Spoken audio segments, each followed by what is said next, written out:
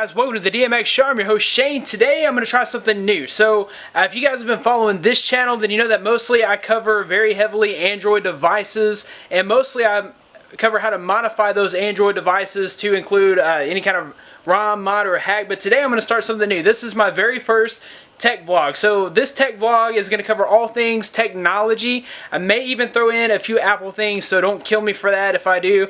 But this is going to be very Android heavy because I know the guys that like to watch me, you like what I like, and I like Android, I like Google.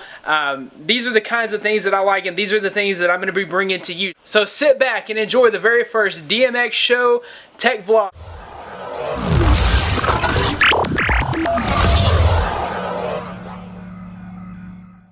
So guys, I'm sure by now you've heard that Google has just released Android version 4.0.4. I know that's not an error on your web browser. That is the new version of Ice Cream Sandwich, and it's been rolling out to devices. It started out rolling out to the Motorola Xoom. Of course, us Nexus users, we're kind of left in the dark, especially us Galaxy Nexus Verizon users. Google has pretty much said, we'll get to you when we get to you. So Motorola Xoom is first, followed by the Nexus S, followed by the Galaxy Nexus GSM, and then whenever we get to you, Galaxy Nexus LTE version will roll out. However, we know that we can rely heavily on the Android community. Mr. Birdman of Roots Wiki has already released a flashable mod that you can flash in Clockwork Mod Recovery, which will put you on the 4.0.4 stock system, and it's already pre-rooted. So that's pretty awesome, pretty amazing. I will have a link in the description for my YouTube video on how to install that on your Galaxy Nexus LTE version.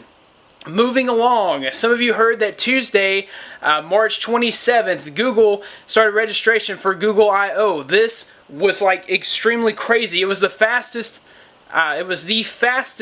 selling Google I/O registration. Is sold out in 26 minutes. Oh my goodness, in the past. So if you look back to 2009, it took 90 days. That's 3 months to sell out. And then in 2010, it took 50 days. In 2011, it took 59 minutes. And now, this year, it only took 26 minutes to sell out. According to TheVerge.com, the CEO of Google said that its servers were pinged 6,250 times per second from 7 o'clock to 7:01. So that was a lot of people wanting to go to Google I/O. Now, this is sort of surprising when you figure in the cost. Last year was only $450 to go to Google I/O, and that included a free Galaxy Nexus tab. So basically, they paid you $50, considering that the Galaxy Nexus tab is only $499. You paid $450 for the ticket. They paid you $50 to go to Google I/O. This year, it's $900, and we are expecting them to announce the Galaxy Nexus tablet, or not the Galaxy Nexus tablet, but the Nexus tablet made by Asus, and that should be a pretty awesome tablet at 8 inches, probably packing a dual-core processor, and some people have even announced that it would be at $150. Other sources, if you guys follow BlackManX on Twitter, he has said that it should be more like a $300 device, so it's not as cheaply made as, like, say, a Kindle Fire. To be a little more spec-heavy, it'll be a little more user-friendly, and this thing should be coming in at around $300 when it's released, but I imagine that everybody at Google I/O will be receiving one of those for free. But this year the tickets were $900, so that means you're actually paying $600 to go to Google I/O this year, whereas last year you were being paid $50 to go. So that's an incredible difference, and it doesn't matter because developers want to go to this thing anyways. Of course, they had the keynote speeches. They're probably going to announce Jelly Bean at Google I/O. Lots of exciting things that are happening. All the programs for developers that are coming out, those things will be announced. And if I had a ticket in my pocket, I'm not even a developer, but I'd love to go because that kind of thing just totally interests me.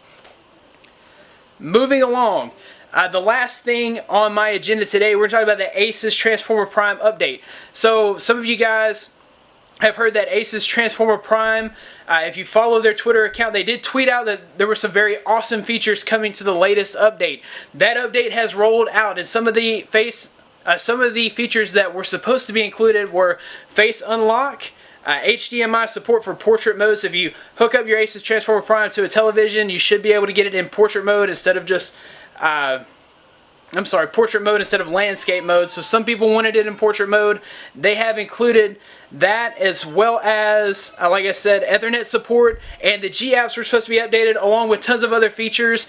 This is slowly rolling out. It's not quite made its way to the United States. Probably by the time you watch this, your Asus Transformer Prime will have been updated.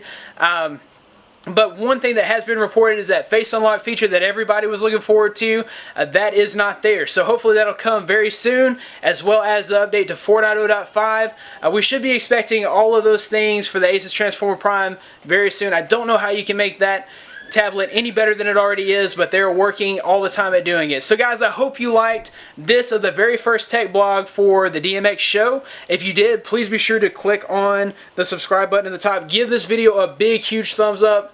I really appreciate the thumbs up. That helps me a lot. And share this with your friends. I know that most of my videos are device specific, so you have to actually own the device in order to follow that particular video, but I'm going to try to do some things to broaden my horizons so anybody that's an Android or a tech fan can watch this channel and get something out of it, guys. So hopefully you like this new thing that I'm doing. If so, be sure to leave a comment below, and like I said, click on the subscribe, and you can even tweet to DroidModderX and let me know. I appreciate all you guys, appreciate everything that you do, guys. Thanks for watching. I'll see you in the next one.